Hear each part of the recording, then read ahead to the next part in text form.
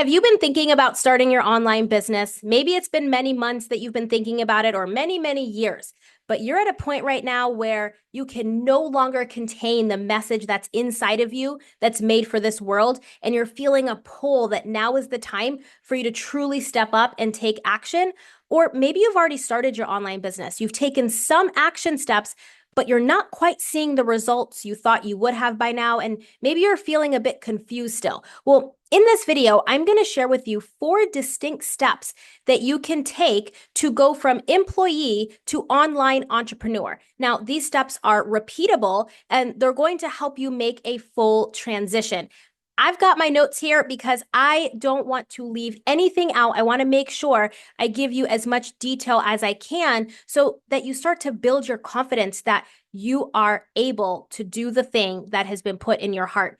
Because I remember God giving me a very distinct feeling when I was little that I was made for more and I was going to do some really big work in this world. And I knew that feeling. So when I graduated physical therapy school, 1 year into my career, I woke up one day and was like, this cannot be my life. I remember distinctly feeling a disconnect between how God told me I was going to feel versus how I was feeling in my 9 to 5 job. Yes, I was helping people, but it didn't feel like enough. It didn't feel like that is what I was truly made to do anymore, or at least not in that particular capacity. And that disconnect that I kept feeling, there was nothing I could have done in my 9 to 5 job to make that better. I even talked to management on how to change my schedule to try to serve people more. And I just realized that I was growing, but the environment that I was in wasn't allowing for the growth that I was feeling inside. And so that really sparked my entrepreneurial journey. And that is actually step number 1, which is your awareness of more. This deep-seated feeling that you have inside of you, that you are made for more, is God-given. That is God letting you know that there is a bigger potential that you have inside of you.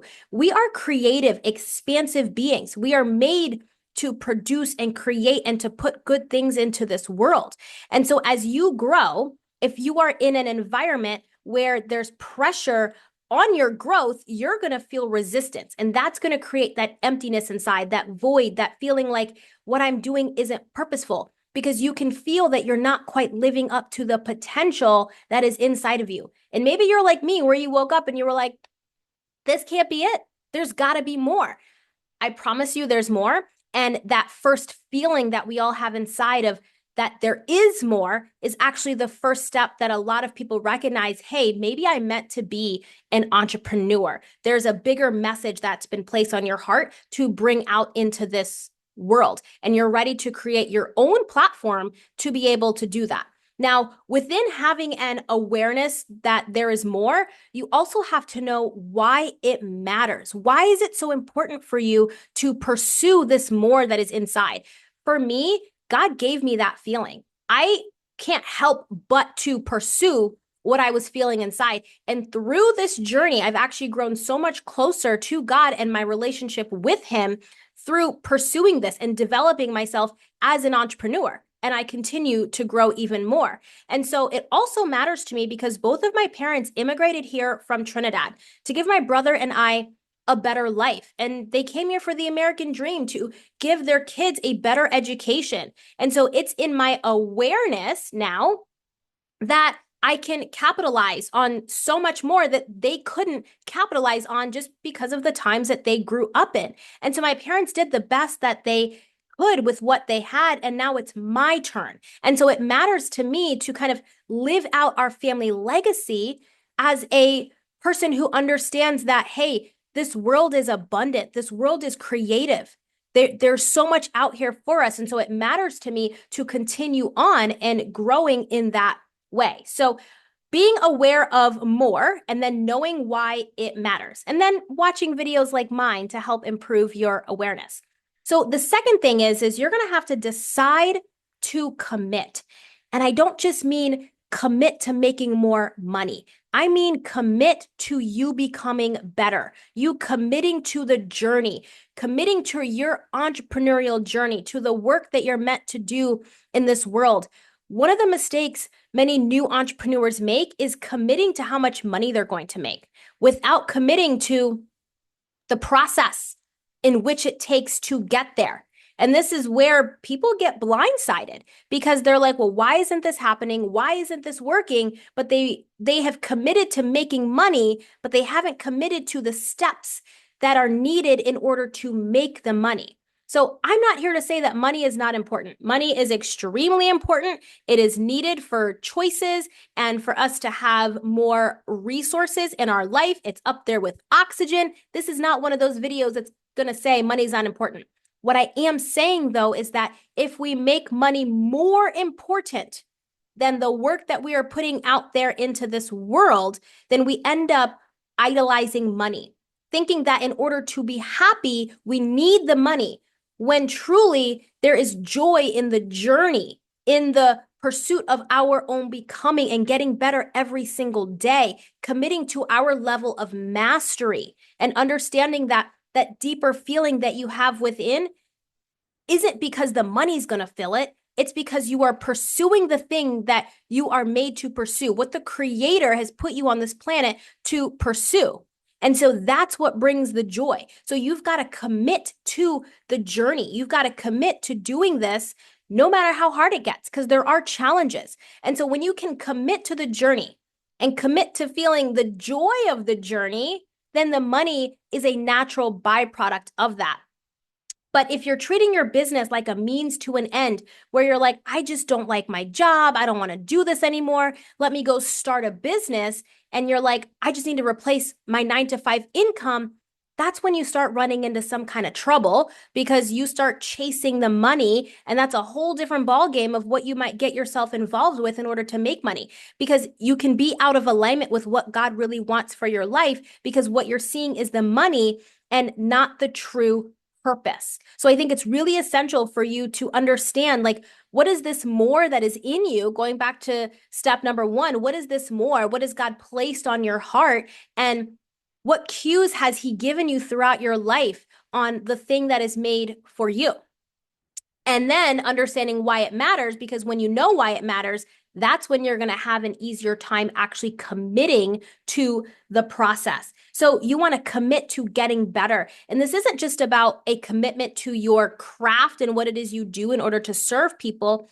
It's the commitment to the lifestyle of entrepreneurship, because there's different mindsets involved. There's different ways of acting and behaving. So we're going to get to that in the next step, which is step number 3. But the levels of commitment is not just to your craft. It's not just to serving people. It's not just to, being the best version of you. It is also a commitment to just the lifestyle in general, and also committing ourselves on levels in which you probably didn't realize you would need to commit yourself to. And this journey exposes you to, well, what's next? What next do I need to commit myself to? So this is so essential, because if you find yourself committing to the money, you do fall trapped to potentially idolizing the money, thinking that's what you need in order to make you happy. And that's just not the case. So decide to commit. Okay. Now, step number 3 is develop the skills. And I don't just mean the skill of what makes your craft better. I mean the skill of entrepreneurship, learning marketing, learning sales, learning more about your audience, learning how to maybe hire a team depending on how big you want a business, right? There are skills that you need to develop in order to make money. And this is where another part of clinicians really get tripped up, is because they're only committed to developing their own skill of getting better at what they do, but not understanding that there are other skills of entrepreneurship that are needed. So the first thing you really want to understand is that this is not about how smart you are in order to make money online. This is truly a matter of skill development. How good are you at getting better at developing these skills? And one of the skills that you're going to have to develop, I can tell you, is content creation. When you are building a personal brand and having an online business, content is how people find you. Look at how you found me. You are looking for solutions right now to grow yourself in entrepreneurship? What are the steps that you can take? What are you potentially need more knowledge on or more awareness about? And you landed upon my video. And if you haven't yet subscribed, make sure that you do so you have more videos like this. But now I am here to service you. And so there's a skill of writing, there's a skill of speaking, there's a skill of putting your ideas and thoughts and concepts and perspectives together in the form of content to help service your audience, so that when your audience comes across your content, they go, oh, this person can help me, right? You want to make that distinct connection in their mind. What I find is that many clinicians and, any kind of rehab therapist or clinician, they really come into the market understanding their own knowledge, understanding what they do, but not understanding where their market is. I put this right here on my desk because I made an at-home acai bowl today, and I was looking for some granola in the grocery store, and I thought this was so clever and genius. I don't know if you can see this on the video, but it says ingredients you can see and pronounce. Now, this is granola. Now, I want you to think about this for a second. A person who is health conscious, looking to make better decisions for themselves, what are they doing? They are learning to read labels. They're turning over whatever it is they're buying, and they're reading the label. So they're starting to understand what's good for them and what's not good for them. One of the first things people tend to learn is if I can't pronounce the ingredient, it's probably not good for me, and I probably should not put it in my body. So what this company has done is it says ingredients you can see and pronounce. It did not list out all of the healthy, good ingredients. It could have listed out some of the best ingredients at the top of this. It could have said, 5 of the best ingredients, but that's not the same thing as saying ingredients you can see and pronounce, because it understands its avatar. It understands its audience. They are the person that's reading the label. So this is what it means to develop a skill. This is what it means to get better at what it is you do. Developing writing, speaking, and communication. Truly articulating what it is you do to help your audience know that you can solve their problem, know that you can help them, and putting it in words that they understand. How clever is this? Here's the other thing I'll say. It doesn't even matter if this brand is good or not. And I'm not here to talk good or bad about this brand. That's not the point of this video. But it doesn't matter if this brand is good or not. And I know that you are going to create a great product. You're going to have a great program or a great service. But when you are really speaking the language of your audience and you have a good product, now your business is booming because you can really hold up to the marketing that you are putting out there. But I'm sure you've seen really great marketing and have bought into really great marketing, and then you got the product and you were like, it's not that good. But they knew what to say to get you in. So when you know what to say from the point of view of your audience and you have a great product backing these words, then you're going to have a great business. So you also want to develop sales skills, right? Sales doesn't have to feel icky. If sales is feeling icky, it's because you are trying to convince someone to buy your thing, whatever your thing is that you're selling. You are trying to convince someone to buy your thing. And so sales is really giving somebody the opportunity to solve their problem, but to solve it with you. They already desire to solve their problem.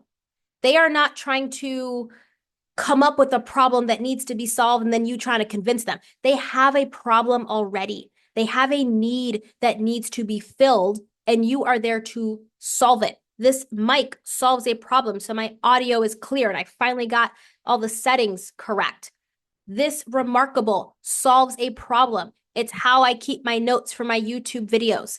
I went in knowing that, hey, I need something that I can write on, but I don't want to use a notebook anymore. But I want to be able to still have that feeling of writing. This solves a problem for me. If you are a runner, you need running shoes so you don't have blisters and, hurt your feet. You already have a problem. So you go into the store They're not trying to convince you to buy. You already have that issue. You are going to them because their marketing speaks to you. This is why it's so important to have proper communication and develop that skill so that when you market, people know, ooh, you are the person for me. And they know that without a shadow of a doubt because you can clearly articulate and communicate that you can truly service them. So if you're feeling icky in sales, then you're trying to convince that person. It can also come from a lack of belief in yourself and what you offer. If you don't truly believe in yourself and what it is you are selling and offering to people, that means that you are going to try to convince people to buy from you as a way of getting them to buy so you can feel good about yourself. You can feel validated. So this is why you're like feeling needy or emotionally needy for a sale or needing someone to buy from you, because the truth is you lack some belief in there. You lack some conviction within yourself around what you sell. And these are all things that we can improve upon.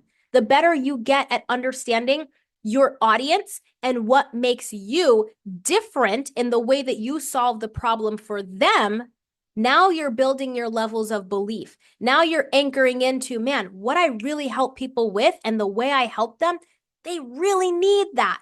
Look at how many pairs of tennis shoes there are, right? But they each serve a purpose. One helps you jump higher. One helps you run faster. One feels like clouds. One helps you with your, if your foot is like turning in, it helps you with that pronation. It helps you with doing so many things. So you just pick the shoe that you need based on your criteria. But the people know their product so well that they can sell it to you. But the truth is you really have a desire to already buy it. And so that is the difference. So these are all skills that you are going to be building. Just because you are good at what you do does not mean that you are good at business. But it also doesn't mean you can't get good at business. You can get good at business, and you absolutely will get good at business. This is why you have to go back to step number 2, which is commit. Decide to commit to developing these skills, right? So I think it's so essential that you recognize what this journey looks like and your commitment level, because now you're not going to be blindsided along the way, right? You're not going to say to yourself, oh my gosh, like I didn't know this was part of the journey. I'm truly laying it out here for you. The next thing you want to develop, so your marketing skills, your sales skills, communication skills, speaking skills, is you want to learn how to develop yourself. Develop yourself. This is a biggie. This is a biggie. When you are really good at what it is you do and good at your craft, good at your skill, I think we can really have this image in our mind that we are good at everything. And we kind of forget that, hey, we got new skills we need to learn here. And so we might not be as confident in ourselves in this particular arena, but we're confident over here. Sometimes people try to transfer their confidence and competence from one arena into the next, but it doesn't quite work that way. We have to develop new confidence and new competence over here. It's like when Michael Jordan stopped playing basketball for a while and went to go play golf. He's still an athlete. He's still really great, but there's new skills in golf you're going to have to learn. And then he went back to basketball, So developing yourself, right? Growing yourself within entrepreneurship, developing a new mindset, understanding how you operate. What are your self-sabotaging patterns? What are your thinking patterns? How do you speak to yourself? Are you negative? Do you always say, oh my gosh, I don't think I can do that? Do you say things like, man, that was stupid, or I'm so dumb? Do you say things like that? Because if you do, you're just talking to yourself that way and reaffirming everything you're saying that is working against you. Death and life is in the power of the tongue.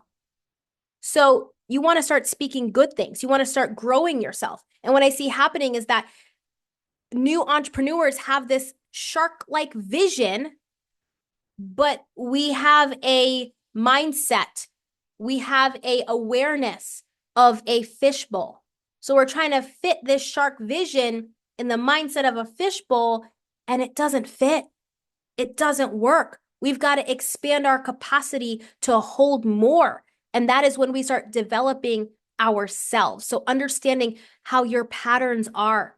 What are the belief systems that you are currently holding right now? Your belief system about yourself, your belief system about, money, and people being able to pay you. These are all things that you want to develop and all things that can be developed. But this is what that journey looks like. And I'm not saying this to scare you away. I'm actually saying this to help be your guide so that you just know what you're getting involved with. But I promise you, you can do it.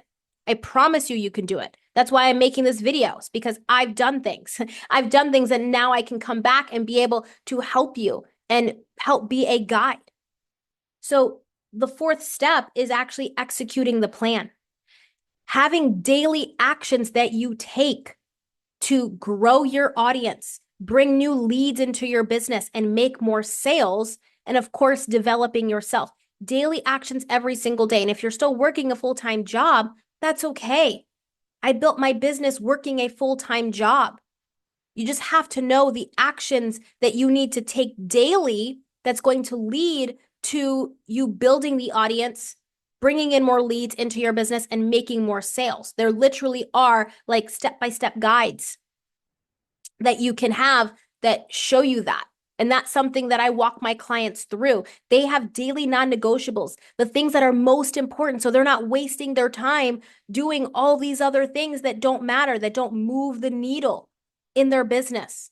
We're focused on revenue generating activities because there's so much distraction. It's easy to just start doing a whole bunch of stuff that isn't producing any kind of results. So understanding that when you execute the plan, you are taking these daily actions that are going to lead you to fulfilling your business and truly making that transition. So these are the 4 steps. And with these 4 steps, they are repeatable because you're always going to be gaining new awareness. As you grow in business, as you personally grow, there's new things to become aware of. And that's what this channel is all about, is helping you become aware, helping guide you, helping you understand what this journey is like, and giving you the hope and the guidance, and helping you also build some skills as well that you need in order to build your business. So you'll become aware of new things as you grow and as your business grows. And this is where coaching and mentorship really comes into play, because we are a guide. Have you ever been on a tour? And the person's like, and coming up on the right, we have this, this, this. How do they know that that thing is coming up on the right? Because they have walked that path before. How do I know that these are the steps that you're going to need to go through? Because I have walked this path before. How do I know that there are some challenges that you're going to run into when it comes to growing yourself and your mindset? Because I've walked this path before. It's what I walk my clients through. That tour guide has already walked that path. This is why mentorship and coaching is so powerful, is because it cuts the learning curve. You figuring it out all by yourself versus having a guide to literally hold you by the hand, telling you, hey, there's something up ahead. You want to check this out, or hey, danger, caution. You still walk your own journey, but it's so much better to walk it with someone else. So as you grow, new awareness needs to happen. And then you want to continue to anchor in deeper into your commitment. Because as your business grows, there's going to be more commitment, some more responsibilities as you grow your audience, as you create your programs and your products to sell online. There's deeper anchoring of commitment. More will be required of you, but you are capable. I promise you, you are capable.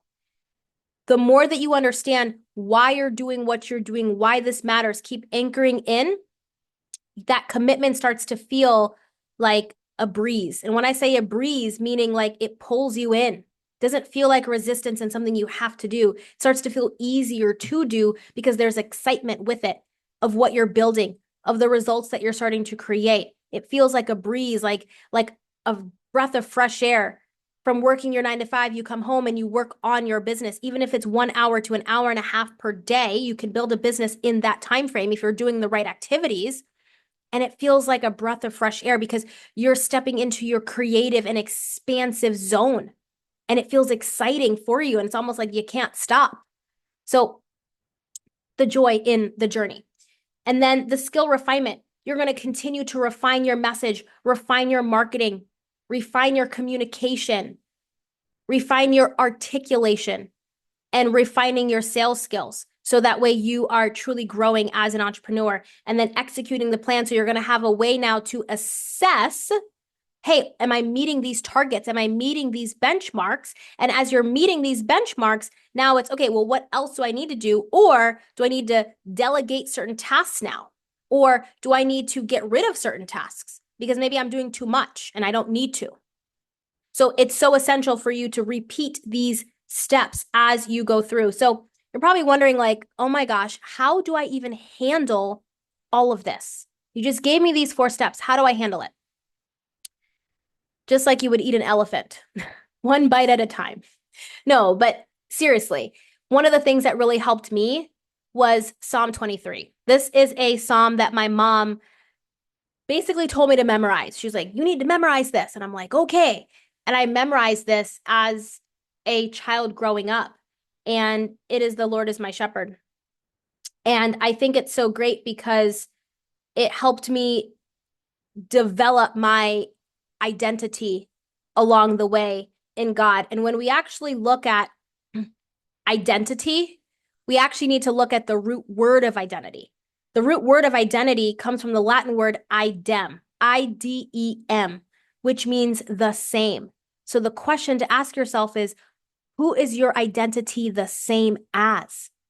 Because right now it's likely societal, cultural, parental, the healthcare system, government, the workforce in general, maybe the friends that you are around.